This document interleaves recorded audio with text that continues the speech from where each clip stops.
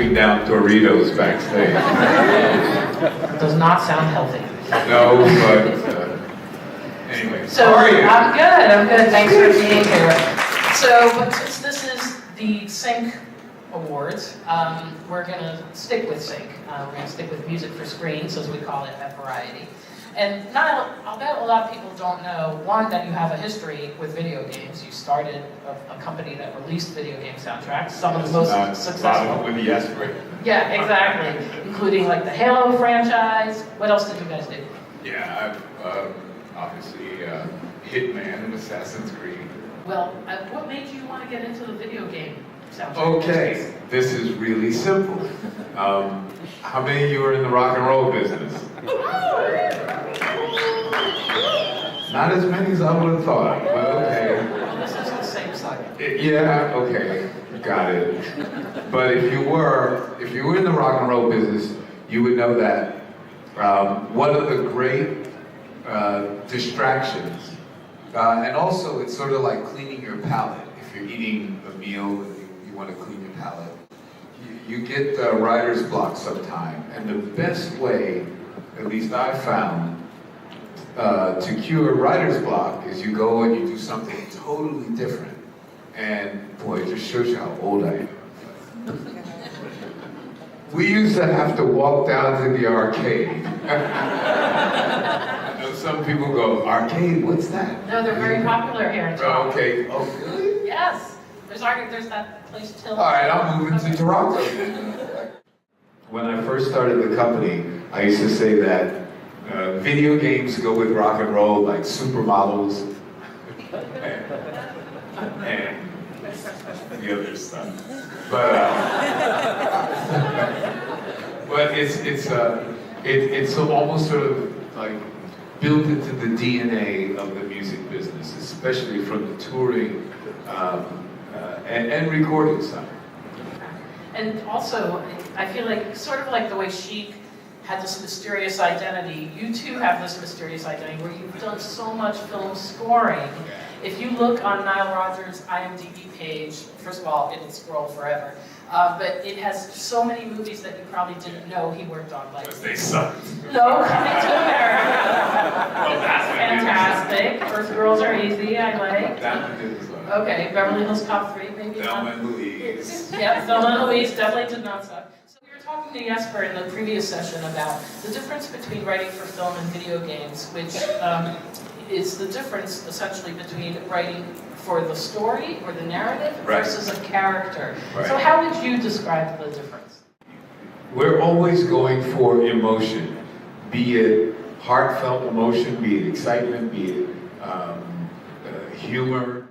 So when it comes to doing film scores or sync, the great genius composer Ennio Morricone, he explained to me one day, his English is not so great and my Italian sucks pretty hard too. But we were somehow able to communicate because, music is that language. So he says to me, please, Ennio, if you see this, don't get mad at me, but I'm doing my best Ennio Morricone imitation. He says, so, Nile, every day I make a motif. Every day I write a motif. Because I do not know what piece of film is going to make this genius. So he writes something from his heart. Even if he doesn't have a project that he's working on, he writes something from his heart. I had a situation once where I was doing this film, Coming to America, and it was thank you. It was traumatic. I've still not gotten over it. Let me give you a little bit of a backstory here. Eddie Murphy had seen this film called The Man Who Saw Tomorrow, and it was about the quatrains of Nostradamus. And in this film, they actually said, we're going to give you the date of the great earthquake where California falls into the Pacific Ocean. Eddie Murphy saw that film and believed it. I said, Eddie, it's David L. Wolper. It's all bullshit. It's not true. It's just entertainment. But no matter what, he was the biggest movie star in the world, bigger than Tom Cruise at the time. And Paramount allowed him to film all of his principal photography and have it end by a certain date so he can get out of California before it fell. Totally true. I do not make up stories. Totally true. Unless it's my friend, he'd be pissed off. So we had to film all of Eddie's stuff before California fell into the ocean. So every day I'd go and sit in and watch dailies, and I'd hear in the jungle, the quiet jungle. So the movie would open up, the Paramount logo, the mountain there. The camera would go above the mountain, behind the mountain, across the African veldt, into the front of the palace, down the corridor, into the prince's bedroom, and he'd wake up, I'd watch this shit every day. And he'd go, "Good morning, Your Highness. Today is your 21st birthday." "Ah, it is my 21st birthday." And I was like, and when they would show it to the test audience, people would laugh. Finally, I said to John Landis, "You know, John, this is Eddie Murphy's first movie where he's not a dazzling urban character who uses urban wiles to get out of the situation.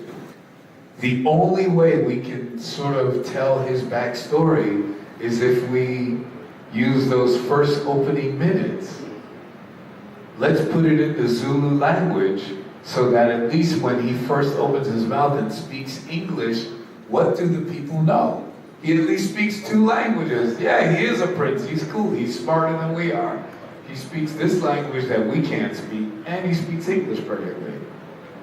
You're a fucking idiot. You need to take filmmaking 101. You don't know what you're talking about. You don't know what it is." And I said, "You know what? I took Black 101. So I went to the head of the studio, and I said, "Look, you're making a huge mistake here.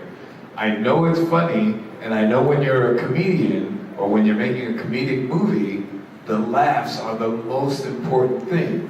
I said, "But all stories need a beginning, a middle, and an end, and all stories need to have an emotional connection. Laughs are great, don't get me wrong, I want people on the floor." I said, "But let's give up that first laugh so we can love Eddie Murphy." Film opens up. Okay, I will wrap up. You're right, I am long-winded, but hey, it was a long flight. Film opens up, Paramount Mountain is there, camera goes in, over the top of the mountain, behind the mountain, across the African veldt, down there,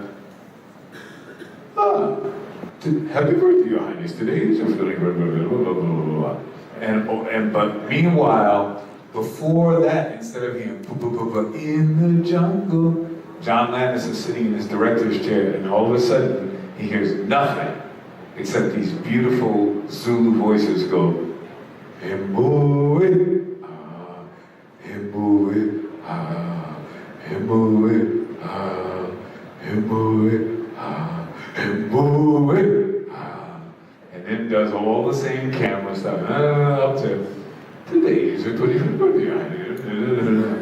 I was ready to get fired. I couldn't wait because he was screaming at me. I go, "You're fucking fired. Get out of here. Get off my set. Get out." And he went, "You're a genius. That's why you're fucking Nile Rodgers. I love it. It's great. It's great. It's amazing. I'm sorry." And that was it. That was the only apology I got. It was like, "Carry on." All right, well now we really do have to wrap up because I'm getting dirty looks from the side over Yeah, there. sorry about that, guy. It was not a dirty look. Thank you. Ladies and gentlemen, a big round of applause for the Nile Rodgers. Thank you, Nile.